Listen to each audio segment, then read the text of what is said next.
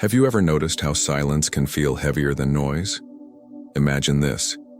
You come home after a long day, drop your keys on the table, and suddenly realize that the house is completely empty. No voices, no laughter, no footsteps, only the echo of your own presence. For many of us, that moment is unsettling. We reach for the TV remote, scroll endlessly on our phones, or call someone just to fill the void. But here's the uncomfortable question. Why does being alone with ourselves often feel so unbearable? This fear of solitude is more than just a preference for company. It is a mirror. When everything goes quiet, what surfaces is not just silence but ourselves. Our thoughts, our regrets, our unmet expectations. And sometimes that confrontation feels harsher than any external noise. We avoid solitude not because of loneliness itself, but because solitude strips away distractions and confronts us with who we truly are. But what if this very space we fear is the exact space where growth begins? Think about it. Every deep thinker, every philosopher, every writer you've ever admired had to face solitude. They had to endure the stillness in order to hear the whispers of truth within. Viktor Frankl once suggested that in the silence of suffering, we uncover meaning. Could it be that solitude, rather than being a punishment, is a doorway to that discovery? So here's the paradox we'll explore together. The loneliness you fear may be the meeting point with your truest self. And if you stay with me until the end, you'll see that solitude is not an enemy to be avoided, but a companion that reveals who you really are. Before we move on, I want to hear from you. When was the last time you truly sat alone without distractions? Write in the comments whether that experience felt peaceful or uncomfortable. Don't forget to like this video if the question resonated with you, and subscribe so we can keep walking this path of reflection together. Because today, we're not just talking about solitude, we're confronting the fear behind it. And in doing so, we may uncover a truth powerful enough to change the way you see not only loneliness but yourself. What if solitude wasn't a threat, but an invitation? Imagine for a moment that instead of fearing those empty evenings, you welcome them. Picture yourself walking into that same quiet house, but instead of rushing to fill the silence, you pause. You light a candle, sit down with a journal, and allow the stillness to settle around you. In that moment, you are no longer escaping from yourself. You are meeting yourself. Now ask yourself, what would change in your life if you could embrace those moments instead of running from them? How much clarity might you gain if you listened carefully to the voice within, the one usually drowned out by busyness and noise? Solitude is not simply the absence of others, it is the presence of your truest self. And yet, because we fear what might surface, we rarely give ourselves the chance to discover it. But imagine if you did. Imagine the strength that would come from no longer being dependent on constant distraction. Imagine decisions made not out of fear of being alone, but out of conviction. Solitude, when embraced, becomes a crucible. It strips away illusions and forces us to ask questions that can't be ignored forever. Who am I when no one is watching? What do I value when no one is telling me what I should? Here lies the promise. If you allow yourself to face solitude honestly, you may discover not emptiness but depth. You may find that what you feared as loneliness was actually the soil where meaning grows. Think of solitude not as isolation, but as preparation, a place where you gather strength before re-engaging with the world. This is not an easy vision to hold, especially if you have spent years running from silence. But just for a moment, let yourself imagine it. Solitude not as abandonment, but as the birthplace of your inner voice.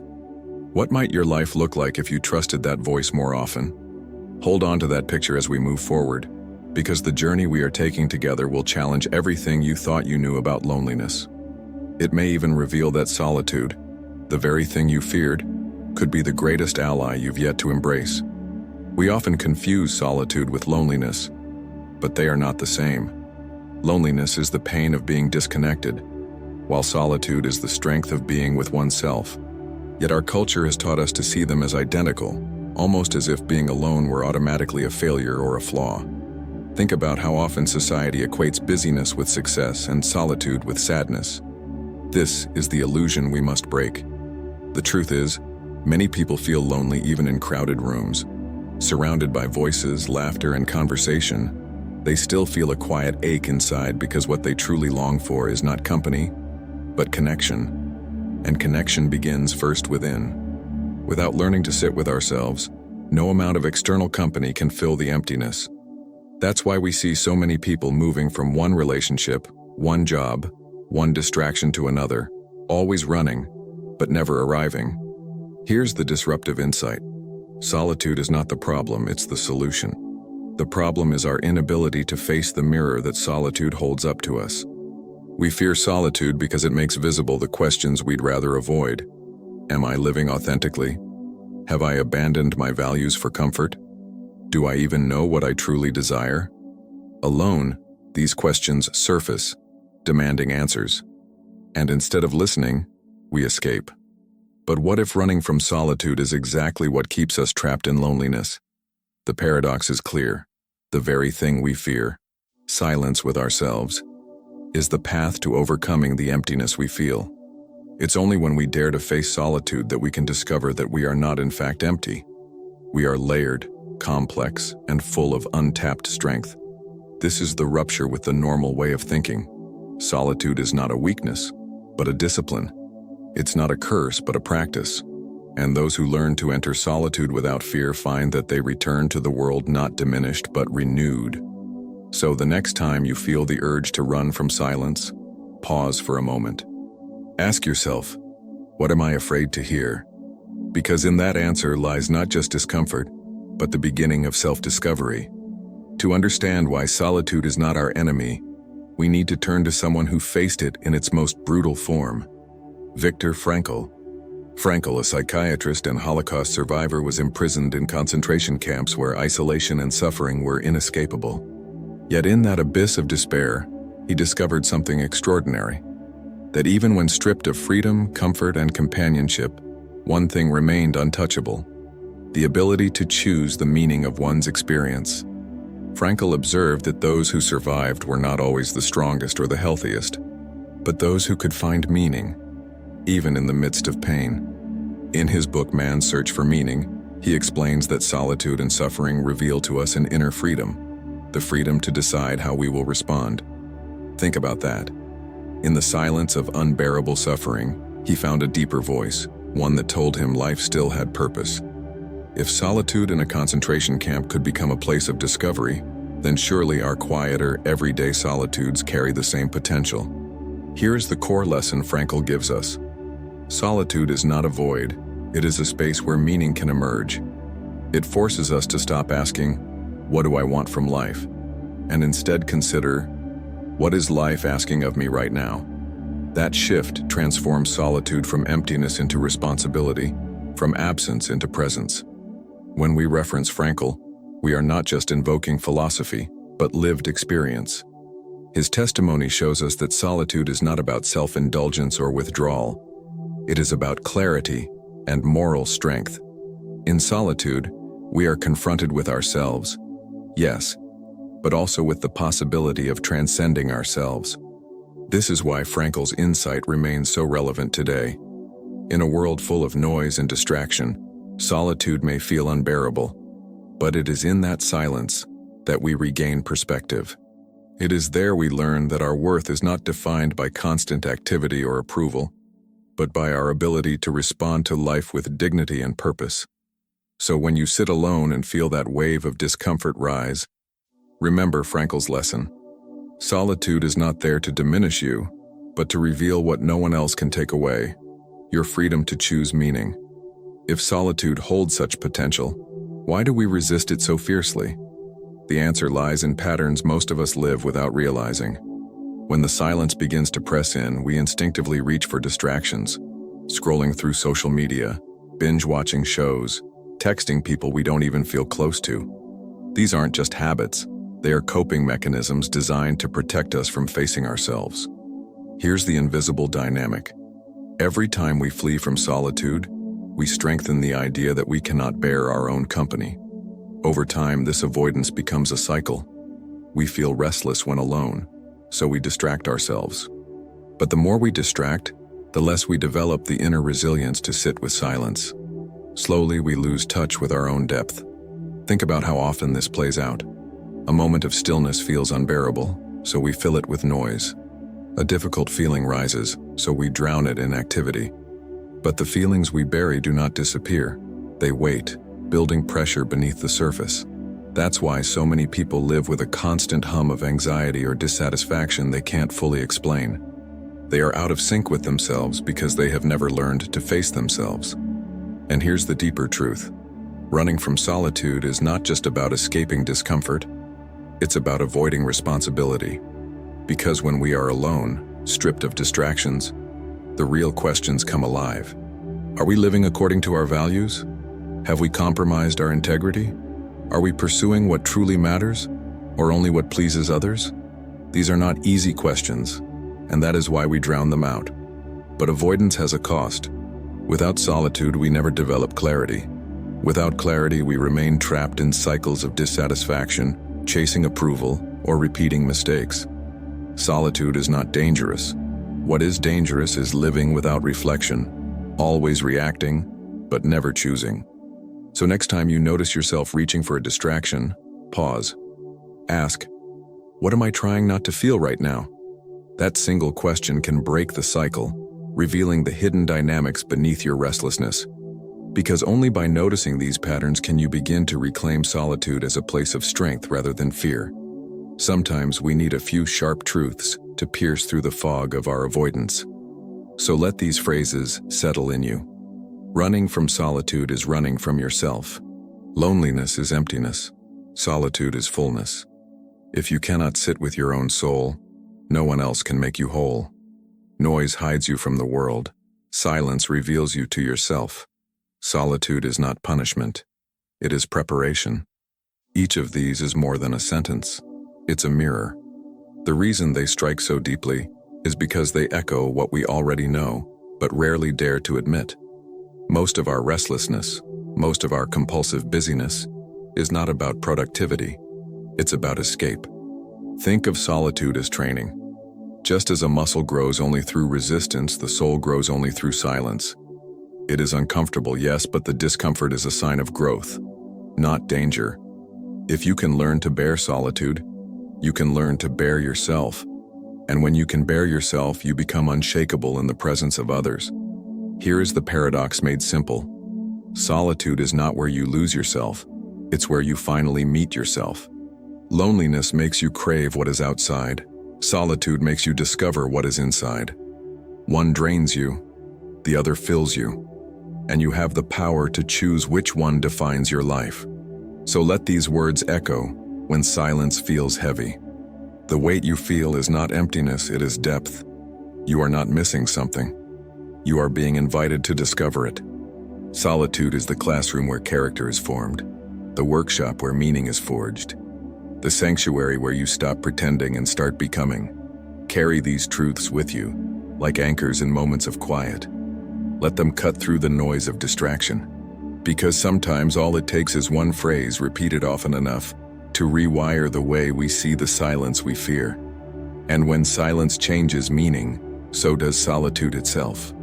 Here's a truth that sounds contradictory at first. The better you become at being alone, the deeper your connections with others will be.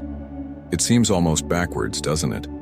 We imagine that practicing solitude would make us distant, detached, or cold. But in reality, it does the opposite. Why? Because relationships built out of fear of being alone are fragile. If we approach others from a place of neediness, we burden them with expectations they cannot possibly fulfill. We look to them not as companions, but as cures. That kind of relationship quickly becomes suffocating for both sides. But when you have made peace with solitude, you no longer come to others out of desperation. You come from fullness, not emptiness. And fullness creates freedom. This is the paradox. Solitude is what allows for true intimacy. Only when you know yourself can you offer yourself honestly to another. Only when you are not terrified of being alone can you truly choose to be with someone, rather than cling to them. Solitude is not the opposite of love. It is its foundation. Think of the dualities we often confuse: noise versus silence, loneliness versus solitude, dependence versus connection.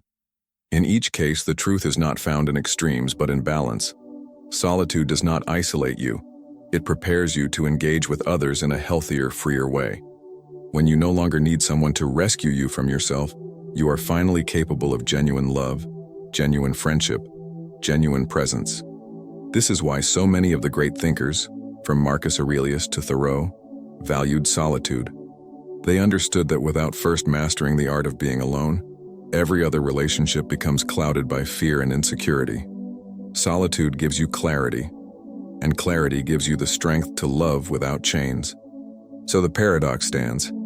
Solitude, which looks like separation, is actually the seed of connection. By facing yourself in silence, you prepare yourself for honesty, empathy, and depth with others. And once you see this, you realize that solitude and love are not enemies but allies. So what happens when you stop fleeing from solitude and begin to embrace it? The reward is not abstract. It is deeply practical and transformative. First, you gain clarity. In the silence of solitude, the fog of other people's expectations begins to lift, and you finally hear the sound of your own convictions. Decisions that once felt confusing become simpler, not because life itself is easier, but because your inner compass is sharper. Second, you build resilience. Solitude teaches you to withstand discomfort without rushing to escape it. That strength doesn't remain in solitude. It flows into the rest of your life. Suddenly, you can endure tension in relationships without panic, face challenges at work without collapsing under pressure, and even encounter loss without being shattered. The practice of solitude forms an inner backbone. Third, you recover creativity. Think of how many great works of art, literature, and philosophy were born out of solitude. When you stop numbing your mind with constant noise, space opens up for imagination. New ideas begin to surface, insights emerge, and solutions appear that you could never have found in the frenzy of constant distraction. But perhaps the greatest reward is peace. Not the shallow peace of temporary comfort, but a deep, steady peace that comes from knowing you are not running anymore. You can sit with yourself and not feel threatened. You can face silence and not panic. And from that place of peace, you engage with the world differently, not as someone desperate to be filled, but as someone who already carries fullness inside. Imagine walking into a relationship, a conversation, or even a conflict from that place. You no longer beg others to complete you. You offer yourself as a whole person, capable of both giving and receiving freely. That is the gift of solitude. It transforms you into someone who does not need constant affirmation, because you have already found a grounded center within. So when you think of solitude, don't picture emptiness. Picture strength, clarity, and peace. That is the promise waiting on the other side of fear. And the more you lean into it, the more you realize solitude was never an enemy at all, but a teacher patiently waiting for you to listen. To bring all these insights together, let's ground solitude in a framework you can carry with you, a way of seeing that integrates psychology, philosophy, and lived experience.